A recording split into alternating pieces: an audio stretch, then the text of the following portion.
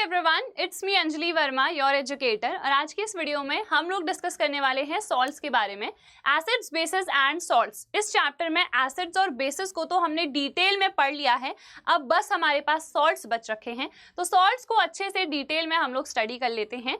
तो मैंने previous video में आपको एक चीज बताई थी, वो है न्यूट्रलाइजेशन रिएक्शन। न्यूट्रलाइजेशन रिएक्शन में क्या होता है, एसिड और बेसिस आपस में रिएक्ट करते हैं, क्या बनाते हैं, सॉल्ट और पानी। ठीक है, सॉल्ट प्लस H2O।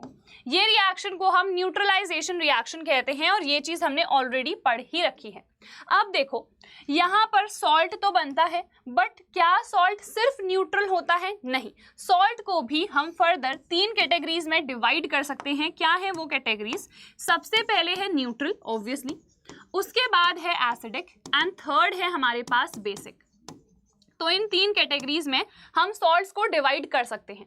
तो हमें कैसे पता चलेगा कौन सा सॉल्ट न्यूट्रल है, कौन सा एसिडिक है, कौन सा बेसिक है? वो भी बहुत सिंपल है। देखो, अगर हमारे पास एसिड और बेस दोनों ही स्ट्रॉन्ग हैं, strong acid plus strong base, तो ये दोनों एक दूसरे को कंप्लीटली न्यूट्रलाइज कर देंगे, जिसकी वजह से सॉल्ट न्यूट्रल बनेगा। या फिर ऐसा भी हो सकता है कि एसिड वीक हो और जो बेस है हमारे पास वो भी वीक हो। दोनों ही अगर वीक हैं तो ऑब्वियसली इस केस में भी दोनों एक दूसरे को इक्वली न्यूट्रलाइज करेंगे एंड जो सॉल्ट बनेगा वो न्यूट्रल कहलाएगा। अब एसिडिक कौन सा सॉल्ट होगा? ऑब्वियसली आप समझ गए होंगे ना, जहां एसिड स्ट्रॉन्ग हो। ठीक है, तो एसिडिक तो तभी कहेंगे जब एसिड का डोमिनेंस क्या होगा, ज्यादा होगा, और वो तभी पॉसिबल है जब एसिड स्ट्रॉन्ग हो और बेस क्या हो हमारे पास, वीक।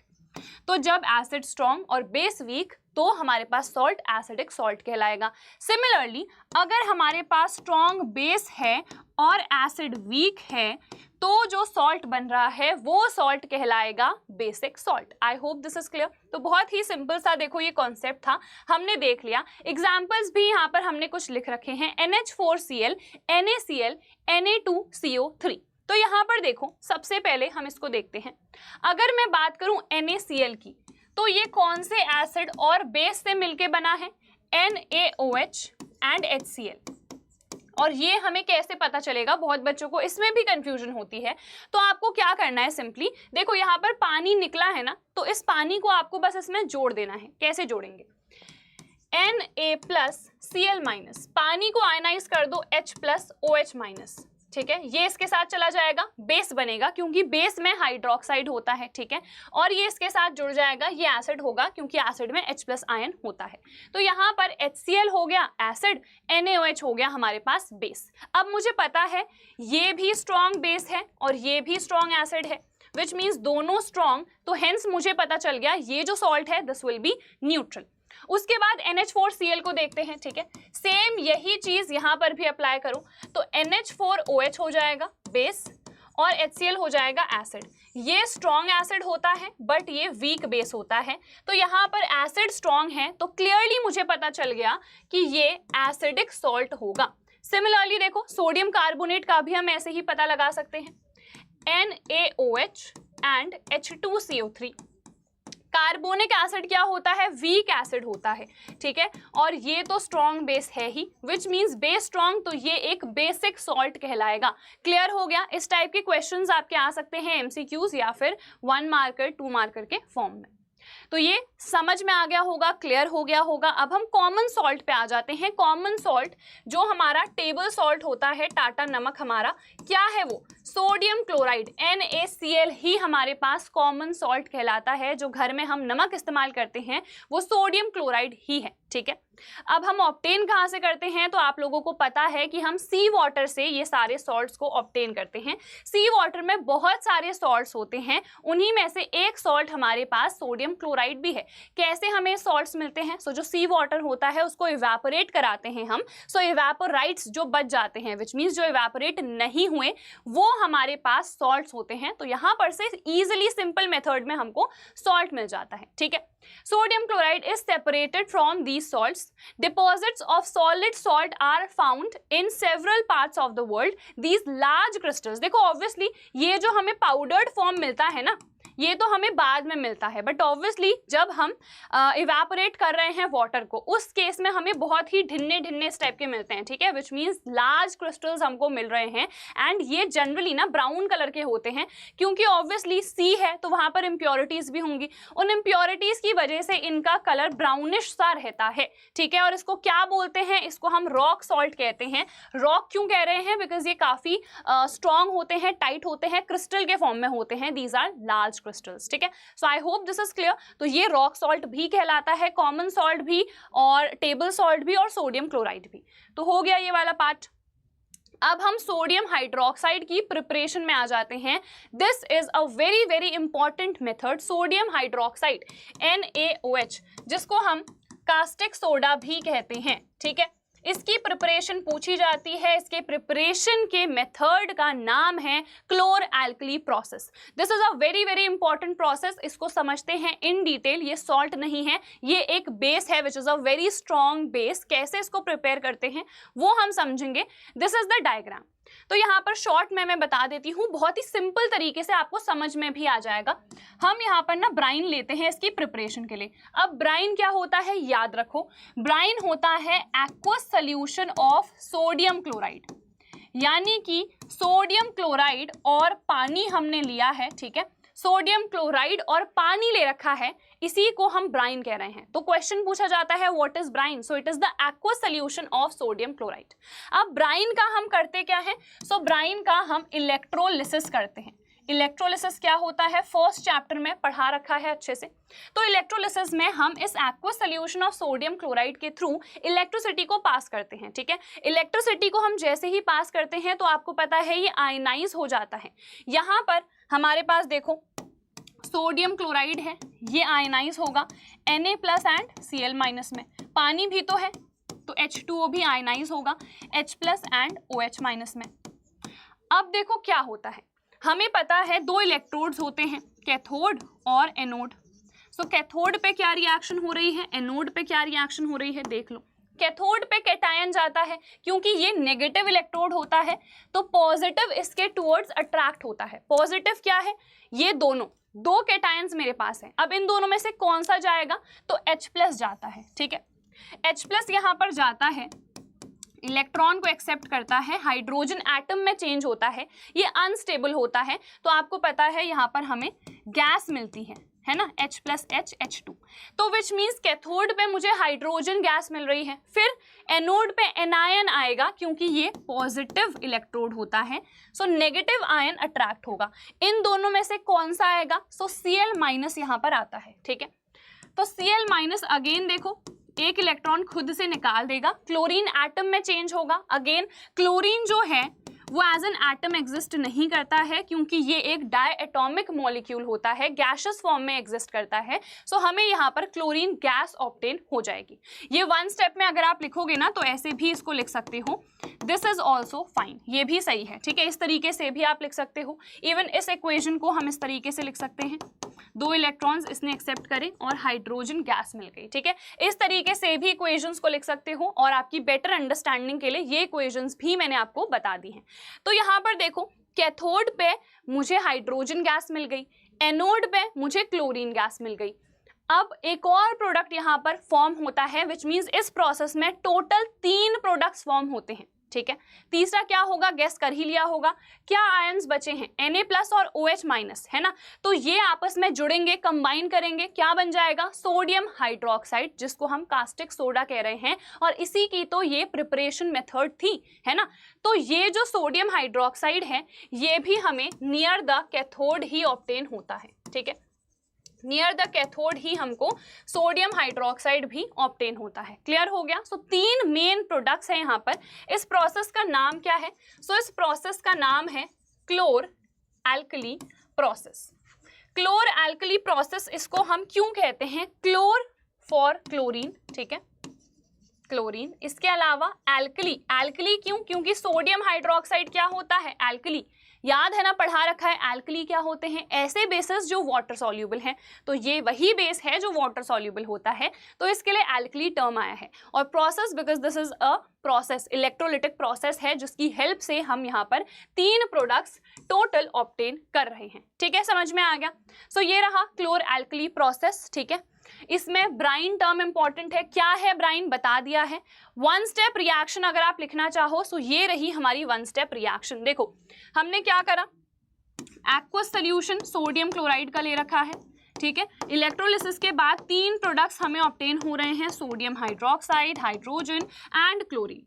तो 2 क्लोरीन है ना वहां पर, सो मुझे यहाँ पर 2 लिखना पड़ेगा। 2 सोडियम हो गए हैं, 2 लिखना पड़ेगा। ऑक्सीजन 2 हो गए हैं, यहाँ पर भी 2 लिखना पड़ेगा। This is the balanced 1 step reaction. I hope this is clear. अच्छे तरीके से मैंने यहाँ पर आपको बता दिया है।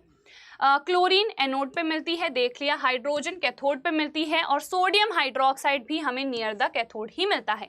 ये जो तीनों प्रोडक्ट्स फॉर्म हुए हैं ये काफ़ी ज़्यादा यूजफुल हैं और इनके यूजेस पूछे भी जाते हैं एग्जाम में, जो कि यहाँ पर इस डायग्राम में क्लियरली मेंशन कर रखे हैं। देखो यहाँ पर ये एनोड है, क्लोरीन मिला, ये कैथोड है, हाइड्रोजन मिला। कैथोड के पास ही हमें क्या मिला, सोडियम हाइड्रोक्साइड ऑब्टेन हुआ।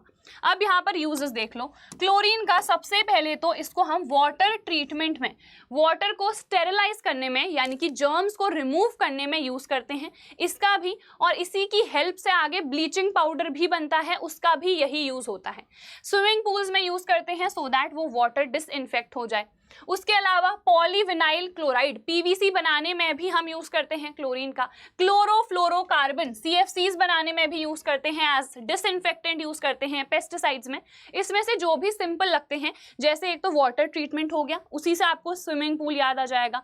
फिर उसके बाद CFCs, ठीक है, PVC, क्योंकि उसमें ऑलरेडी क्लोरीन प्रेजेंट है, तो ये हमारे पास आप याद कर सकते हो इनके यूजेस। फिर हाइड्रोजन को आप एज अ फ्यूल यूज कर सकते हो, ये आपने सुना भी होगा। ठीक है, इसके अलावा अमोनिया बनाने में यूज करते हैं NH3, क्योंकि नाइट्रोजन और हाइड्रोजन आपस में रिएक्ट करते हैं, NH3 बन जाता है, सो अमोनिया।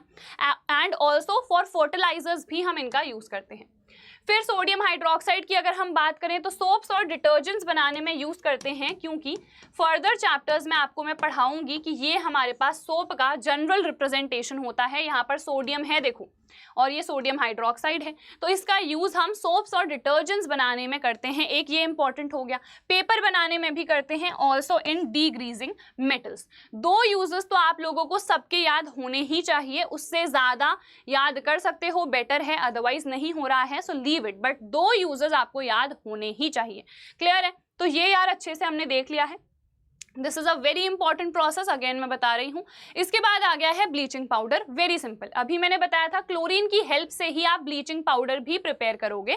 तो क्लोरीन को आप पास करते हो थ्रू ड्राई स्लेक्ड लाइम, और स्लेक्ड लाइम क्या होता है, कैल्शियम हाइड्रोक्साइड। रिएक्शन होगी, क्या बनता है, कैल्शियम ऑक्सीक्लोराइड। क्या कहते हैं इसको हम, कैल्शियम ऑक्सीक्लोराइड कहते हैं। ठीक है, कैल्शियम ऑक्सीक्लोराइड, ये इसका केमिकल नेम है। केमिकल नेम भी पूछा जाता है और जो जनरल नेम है वो भी पूछा जाता है और फॉर्मूला भी पूछा जाता है, तीनों चीजें इंपॉर्टेंट हैं। तो ये ब्लीचिंग पाउडर है जिसको कैल्शियम ऑक्सीक्लोराइड कहते हैं, CaOCl2 इसका फॉर्मूला है। This is the preparation reaction for it.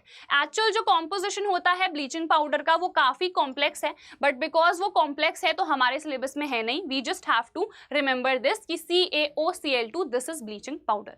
Clear हो गया? बस इतना सा आपको देखना है। अब हम इसके यूजेस देख लेते हैं। अभी मैंने बताया था क्लोरीन का use for disinfecting water, same यहां पर भी यही है, to make drinking water free from germs, which means to sterilise the water, to remove the germs from the water. ठीक है, ऑल्सो देखो यहाँ पर आपको बीच में ऑक्सीजन भी दिख रहा है ना, तो याद हो जाएगा कि इसको हम एज एन ऑक्सीडाइजिंग एजेंट भी यूज कर सकते हैं। इसके अलावा देखो ब्लीचिंग, नाम में ही ब्लीचिंग है तो ऑब्वियसली हम ब्लीचिंग पर्पस के लिए तो इसका इस्तेमाल करते ही हैं। ठीक है, तो ये 3 यूजेस इजीली आपको याद हो गए। नेक्स्ट है baking soda. Again baking soda is also important. Baking soda क्या होता है, NaHCO3, और इसका केमिकल नेम क्या होगा, सोडियम हाइड्रोजन कार्बोनेट या फिर सोडियम बाइकार्बोनेट भी हम इसको बोल देते हैं। ठीक है, तो इसको हम प्रिपेयर किससे करते हैं, अगेन इसकी भी प्रिपरेशन हम सोडियम क्लोराइड से करते हैं। ठीक है, सोडियम क्लोराइड को एज अ रॉ मटेरियल हम यहाँ पर भी यूज करते हैं और सोडियम हाइड्रोक्साइड की प्रिपरेशन में भी करते हैं। तो यहाँ पर देखो this is the 1 step reaction, very very important it is, कि सोडियम क्लोराइड के थ्रू हम क्या क्या चीजें पास कर रहे हैं, पानी, CO2 NH3 which is ammonia. तो यहाँ पर देखो CO2 H2O NH3, तो यहाँ पर जब रिएक्शन होगी तो एक प्रोडक्ट तो बनता है सोडियम हाइड्रोजन कार्बोनेट जो हमारा बेकिंग सोडा है, इसके अलावा अमोनिया भी है ना, तो अमोनियम क्लोराइड यहाँ पर बन जाता है। So these are the two products जो यहाँ पर फॉर्म हो रहे होते हैं। This is the one step reaction, यही पूछी जाती है, ज्यादा डिटेल में प्रिपरेशन नहीं है, बस आपको वन स्टेप रिएक्शन याद करनी है, ठीक है। तो ये हो गया बेकिंग सोडा। अब देखो बेकिंग सोडा का हम यूज कब कब करते हैं। तो सबसे पहली बात, ये कौन से एसिड और बेस से बना है, तो again H2CO3 and NaOH, which means ये स्ट्रॉन्ग बेस है, ये वीक एसिड है, तो ये एक बेसिक सॉल्ट है ना। Now because this is a basic salt, तो विच मीन्स इसको मैं एज एन एंटासिड यूज कर सकती हूँ ना, क्योंकि एंटासिड में हम एक माइल्ड बेस को यूज करते हैं और ये एक माइल्ड बेस ही होता है, ठीक है।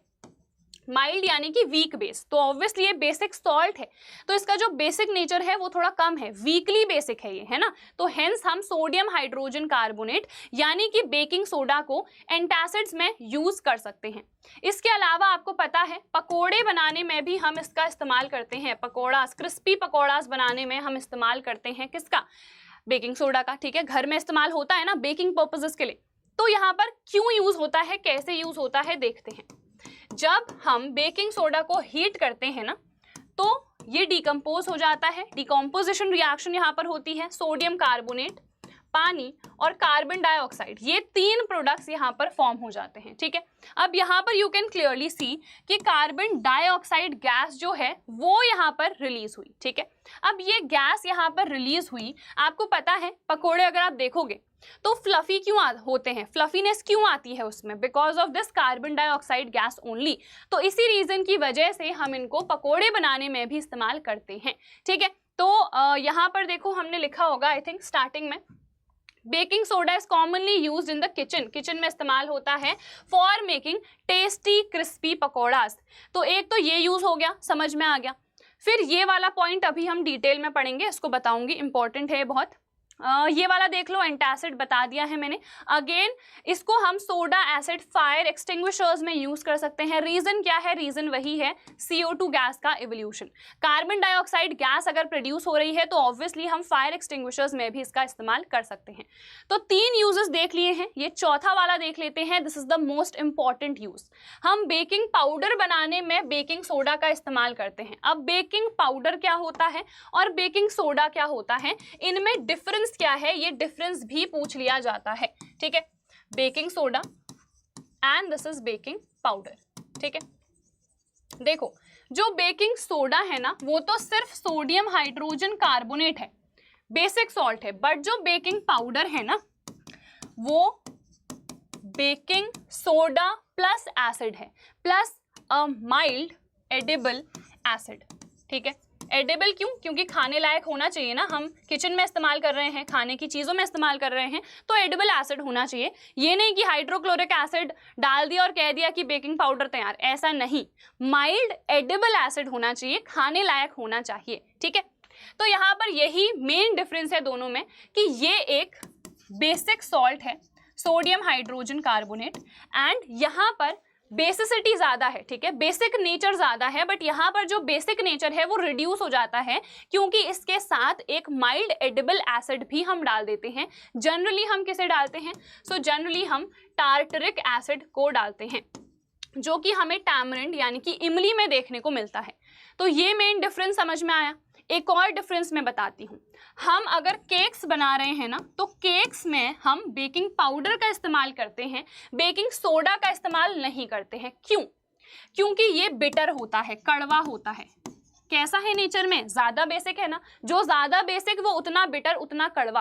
केक क्या होता है, मीठा, स्वीट, तो क्या मैं उसमें कोई बिटर चीज़ डालूंगी, नहीं। केक में हमें फ्लफीनेस चाहिए होती है जो कि आएगी कार्बन डाइऑक्साइड गैस की वजह से। कार्बन डाइऑक्साइड गैस ये भी रिलीज करता है, बट हम इसका यूज क्यों नहीं कर रहे हैं, क्योंकि ये बिटर होता है, कड़वा होता है। यहाँ पर बेसिक सॉल्ट तो है ही, इसके साथ साथ हम एक माइल्ड एडिबल एसिड भी डाल दे रहे हैं जो कि इसके बिटरनेस को क्या कर रहा है, न्यूट्रलाइज कर रहा है, ठीक है। लिख दो, it neutralises the bitter taste due to NaHCO3, ठीक है, विच मीन्स बेकिंग सोडा की वजह से जो बिटरनेस आती है, बिटर टेस्ट आता है, उसको बेकिंग पाउडर न्यूट्रलाइज कर देता है, because here an acid which is a mild edible acid that is also added. Clear हो गया? तो ये है हमारे पास, रिएक्शन भी देख लेते हैं। बेकिंग पाउडर क्या है? मिक्सचर है बेकिंग सोडा और माइल्ड एडिबल एसिड का, जैसे कि टार्टरिक एसिड। अब देखो क्या होता है, ये जब एसिड के साथ रिएक्ट करता है तो वही रिएक्शन होती है मेनली, क्योंकि आपको पता है ये क्या है, हाइड्रोजन कार्बोनेट। आपको पता है हाइड्रोजन कार्बोनेट या सिर्फ कार्बोनेट की अगर रिएक्शन एसिड के साथ कराते हैं तो ये दो प्रोडक्ट्स तो बनते ही हैं, और तीसरा क्या बनता है, सॉल्ट बनता है। ठीक है, तो यहाँ हमें पता नहीं है ना दूसरा कौन सा एनायन होगा, क्योंकि हमें नहीं पता, कोई सा भी एसिड ये हो सकता है। ठीक है, तो इसीलिए मेन दो प्रोडक्ट्स तो हमारे पास बनेंगे ही बनेंगे, जो कि CO2 एंड H2O हैं। ठीक है, तो CO2 के एवोल्यूशन की वजह से ही जो ब्रेड है या केक्स है उसमें फ्लफीनेस आती है, जिसको हम स्पॉन्जीनेस भी कह देते हैं। This is what it is written. ठीक है, सॉफ्ट और बहुत ज्यादा स्पॉन्जी, बहुत ज्यादा फ्लफी हमारा केक बन जाता है when we use baking powder. Clear हो गया? और बेकिंग पाउडर क्यों यूज कर रहे हैं केक्स में, सोडा क्यों नहीं यूज कर रहे हैं, ये क्वेश्चन भी पूछा जाता है, which I have already explained in detail. Next आ गया है हमारे पास वॉशिंग सोडा। वॉशिंग सोडा बहुत ही सिंपल है, सोडियम कार्बोनेट अभी बना था। देखो, जब सोडियम हाइड्रोजन कार्बोनेट को हीट करा था तो क्या बना था, सोडियम कार्बोनेट। ये हमारे पास एनहाइड्रस होता है। एनहाइड्रस का मतलब कि यहाँ पर वाटर ऑफ क्रिस्टलाइजेशन इसके पास प्रेजेंट नहीं है, बट जब ये water of crystallisation water molecules को एब्जॉर्ब कर लेता है ना, तो ये हाइड्रेटेड सॉल्ट में बदल जाता है। और ये जो हाइड्रेटेड सॉल्ट है यही हमारे पास वॉशिंग सोडा है। इसका नाम क्या होगा, ये तो इसका जनरल नेम है, केमिकल नेम क्या होगा, सोडियम कार्बोनेट डेकाहाइड्रेट। डेका क्यों आया, क्योंकि यहाँ पर 10 पानी के मॉलिक्यूल्स हैं। So sodium carbonate decahydrate is the chemical name of washing soda and this is its formula. Now we come to the uses of washing soda. तो सोडियम कार्बोनेट, यहाँ पर सोडियम है ना, इसीलिए इसका यूज हम बोरैक्स बनाने में कर सकते हैं। बोरैक्स जो है वो सोडियम का ही एक कंपाउंड होता है। इसके अलावा देखो वॉशिंग सोडा है, तो ऑब्वियसली हम वॉशिंग पर्पसेस के लिए तो इसका इस्तेमाल करते ही हैं। ठीक है, कहाँ पर लिखा है, देखो ये एज अ क्लीनिंग एजेंट हम इसका इस्तेमाल करते हैं। ऑल्सो हम ग्लास और पेपर इंडस्ट्रीज में भी वॉशिंग सोडा का इस्तेमाल कर सकते हैं, which is written over here. ठीक है, एंड ये वाला जो यूज है मोस्ट इंपॉर्टेंट, दिस इज, ये MCQ में पूछ लिया जाता है कि ऐसा क्या कंपाउंड है जिसका हम यूज करते हैं to remove the permanent hardness of water. So to remove the permanent hardness of water भी हम वॉशिंग सोडा का ही यूज करते हैं। हार्ड वाटर क्या होता है, जिसमें कैल्शियम या मैग्नीशियम के आयंस प्रेजेंट रहते हैं। ठीक है, और जहां पर ये प्रेजेंट नहीं रहते हैं उसको हम सॉफ्ट वाटर कहते हैं। तो जो हार्डनेस होती है वाटर की, उसको रिमूव करने के लिए हम वॉशिंग सोडा का यूज कर लेते हैं। क्लियर हो गया? चलो नेक्स्ट, वाटर ऑफ क्रिस्टलाइजेशन क्या होता है, ये फिक्स्ड पानी के मॉलिक्यूल्स होते हैं जो एक फॉर्मूला यूनिट ऑफ सॉल्ट के साथ अटैच रहते हैं, जिसकी वजह से वो हाइड्रेटेड सॉल्ट कहला रहा है। ठीक है, ये जो वाटर ऑफ क्रिस्टलाइजेशन है ना, इसकी वजह से एक चीज नोट करो, कभी भी कोई सॉल्ट गीला नहीं होगा, वेट नहीं होगा। ठीक है, बट ये उसके साथ अटैच्ड रहेंगे और इसको हम हाइड्रेटेड सॉल्ट कह रहे होंगे। ठीक है, water of crystallization is the fixed number. ठीक है, फिक्स्ड रहेगा, ये वैरी नहीं कर सकता है। जैसे यहाँ पर सोडियम कार्बोनेट के साथ 10 पानी के मॉलिक्यूल हैं, 10 ही रहेंगे, 7 नहीं हो सकते हैं। ठीक है, तो fixed number of water molecules हैं जो एक फॉर्मूला यूनिट ऑफ सॉल्ट के साथ अटैच्ड रहेंगे। जैसे अगर 2 सोडियम कार्बोनेट के हमारे पास फॉर्मूला यूनिट्स हैं, तो उसके साथ 20 होंगे ना टोटल। एक फॉर्मूला यूनिट में 10 वाटर ऑफ क्रिस्टलाइजेशन, दूसरे में भी 10, इस तरीके से। ठीक है, तो ये रही definition, this is very important. और ये जो हमारे पास वाटर ऑफ क्रिस्टलाइजेशन होते हैं, they are mainly responsible for the colour. Hydrated salt का कलर होता है, जबकि एनहाइड्रस सॉल्ट का कलर नहीं होता है। एग्जाम्पल यहाँ पर हमने कॉपर सल्फेट लिया है, तो कॉपर सल्फेट ये होता है .5H2O। ठीक है, ये भी फिक्स रहेगा, नंबर चेंज नहीं होगा। सो कॉपर सल्फेट पेंटाहाइड्रेट है। ये पेंटा क्यों, क्योंकि यहाँ पर 5 पानी के मॉलिक्यूल्स हैं। सो यहाँ पर देखो, ये है हमारे पास hydrated salt, copper sulphate pentahydrate, hydrated है जिसकी वजह से इसका ब्लू कलर आता है। बट जैसे ही आप क्या करोगे, इसको हीट करोगे, देखो कॉपर सल्फेट के क्रिस्टल्स लिए हैं, यहाँ पर हमने हाइड्रेटेड सॉल्ट ले रखा है, ठीक है, हाइड्रेटेड सॉल्ट ले रखा है, इसको जैसे ही हीट करोगे सो यू विल सी कि ये टेस्ट ट्यूब के एंड्स पे आपको वाटर ड्रॉपलेट्स देखने को मिल जाएंगे, ठीक है, वाटर ड्रॉपलेट्स आपको देखने को मिले और इसका जो ब्लू कलर था वो गायब हो गया। इस तरीके का व्हाइट सॉल्ट आपको देखने को मिला, इसी को हम एनहाइड्रस सॉल्ट कहते हैं, CuSO4। पानी के जो मॉलिक्यूल्स थे वो यहाँ पर से रिमूव हो गए, उड़ गए, ठीक है। उसके बाद आप क्या करो, इस एनहाइड्रस सॉल्ट को कुछ देर के लिए ऐसे ही बाहर छोड़ दो एनवायरनमेंट में, ठीक है। तो एटमॉस्फेयर में आपको पता है वाटर वेपर्स प्रेजेंट रहते हैं, तो वो वाटर वेपर्स आएंगे इसके साथ, ठीक है, और इसका कलर कुछ टाइम बाद आप देखोगे वापस से ब्लू में चेंज हो जाएगा, क्योंकि वाटर ऑफ क्रिस्टलाइजेशन इसको वापस से मिल गए हैं और ये वापस से अपने हाइड्रेटेड फॉर्म में चेंज हो चुका है, ठीक है। देखो जब इस कॉपर सल्फेट पेंटाहाइड्रेट को आप हीट करते हो तो रिएक्शन क्या होती है, रिएक्शन बहुत सिंपल है, ये जो 5 पानी के मॉलिक्यूल्स थे, वाटर ऑफ क्रिस्टलाइजेशन थे, ये रिमूव हो गए, बस और कुछ नहीं हुआ, ठीक है। तो ये हमारे पास हो गया। लास्ट है पीओपी एंड जिप्सम, इसको देख लेते हैं। प्लास्टर ऑफ पेरिस क्या होता है, प्लास्टर ऑफ पेरिस है हमारे पास कैल्शियम सल्फेट हेमीहाइड्रेट, ठीक है, हेमी का मतलब आधा, तो यहाँ पर आधा पानी का मॉलिक्यूल प्रेजेंट रहता है। अब ये जो पीओपी है, ठीक है, प्लास्टर ऑफ पेरिस है, ये बनता कैसे है, तो ये जिप्सम से बनता है, जिप्सम की हेल्प से फॉर्म होता है। जिप्सम क्या होता है, सो ये होता है हमारे पास कैल्शियम सल्फेट डाइहाइड्रेट। डाई क्यों आया, क्योंकि 2 पानी के मॉलिक्यूल्स यहाँ पर प्रेजेंट हैं। हम क्या करते हैं, इस जिप्सम को हीट करते हैं at a temperature of 373 kelvin, यानी कि 100 डिग्री सेल्सियस। 100 डिग्री सेल्सियस पे जब हम इसको हीट करेंगे तो क्या होता है, यहाँ पर 1.5 मॉलिक्यूल पानी का रिमूव हो जाता है, बट आधा मॉलिक्यूल फिर भी यहाँ पर प्रेजेंट रहता है, जिसको हम पीओपी ही कहते हैं, प्लास्टर ऑफ पेरिस, ठीक है। प्लास्टर ऑफ पेरिस को हमेशा ही हम मॉइस्चर प्रूफ एनवायरनमेंट में रखते हैं। क्यों रखते हैं, क्योंकि अगर हमने मॉइस्चर प्रूफ एनवायरनमेंट में नहीं रखा, आसपास मॉइस्चर प्रेजेंट है, सो ये जो प्लास्टर ऑफ पेरिस है ना, ये हार्ड मास में बदल जाता है, और ये हार्ड मास क्या होता है, ये हार्ड मास जिप्सम ही होता है। ये क्या करता है, वापस से पानी के मॉलिक्यूल्स को एब्जॉर्ब करता है और ये बदल जाता है जिप्सम में, और ये जो जिप्सम है ना, ये बहुत ही हार्ड सॉलिड मास होता है, ठीक है। और जबकि जो हमारे पास प्लास्टर ऑफ पेरिस है वो पाउडर्ड फॉर्म में रहता है, वो बहुत ही सॉफ्ट होता है। तो हमें तो ऑब्वियसली जिस काम के लिए पीओपी चाहिए है वो काम तो होगा ही नहीं अगर वो जिप्सम में बदल जाएगा, क्योंकि ये तो हार्ड मास होता है, बहुत ही ज़्यादा स्ट्रॉन्ग सॉलिड है ये, इसीलिए हम ये नहीं चाहते हैं। तो इस रिएक्शन को अवॉइड करने के लिए, जिप्सम की फॉर्मेशन अवॉइड करने के लिए हम पीओपी को हमेशा ही मॉइस्चर प्रूफ एनवायरनमेंट में रखते हैं। अब आपको पता है डॉक्टर्स जो है प्लास्टर ऑफ पेरिस का यूज़ करते हैं, प्लास्टर चढ़ जाता है जब जैसे कुछ फ्रैक्चर वगैरह हो गया तो प्लास्टर चढ़ता है। वो क्यों चढ़ता है, बिकॉज जो पीओपी है ना वो सपोर्ट करता है, जो भी फ्रैक्चर्ड बोन्स है उनको सपोर्ट करता है, एंड वो हेल्प करता है कि जो फ्रैक्चर्ड बोन्स हैं वो अपनी सही पोजीशन में, राइट पोजीशन पे वापस आ जाए, ठीक है। तो यहाँ पर देख लेते हैं क्या लिखा है, ये ऑलरेडी मैंने बता दिया है, ये है पीओपी, डॉक्टर्स यूज करते हैं, ठीक है, as plaster for supporting the fractured bones at the right position, ठीक है। पीओपी को जब हम मिक्स करते हैं किसके साथ, पानी के साथ, वापस से हमें सॉलिड हार्ड मास मिल जाता है, जो कि क्या है, जो कि जिप्सम है, ठीक है। और ये व्हाइट कलर के पाउडर के फॉर्म में होता है, ऑलरेडी मैंने आपको बता दिया।